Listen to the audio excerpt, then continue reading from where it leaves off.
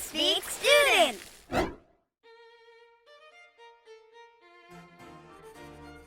Charles Dickens.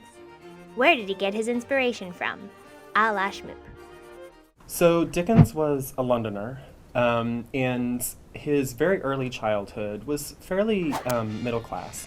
But around the age of 12 or so, his father ran out of money and had to go to a debtor's prison.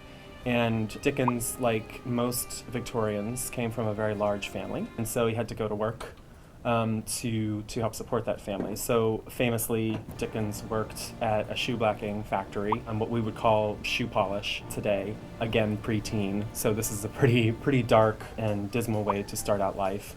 And then after this really dark time in his childhood, which helped to shape things like Oliver Twist and David Copperfield and other kinds of what we would call Bildungsromans, these coming-of-age novels. Shortly thereafter, Dickens became a journalist, and so he spent a lot of time in the courts of law in London, reporting on court cases, and in that way was able both to see kind of the class differences, how these people ended up in a court of law, and the ways in which they were being judged by elites, and the ways in which things like poverty and prostitution and just economic, social, cultural misunderstandings happen so easily in Victorian London. So this is where a lot of his source material came from in his novels.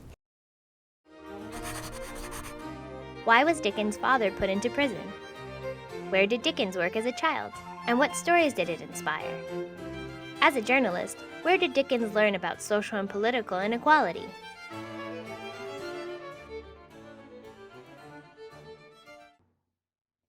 Narrative the life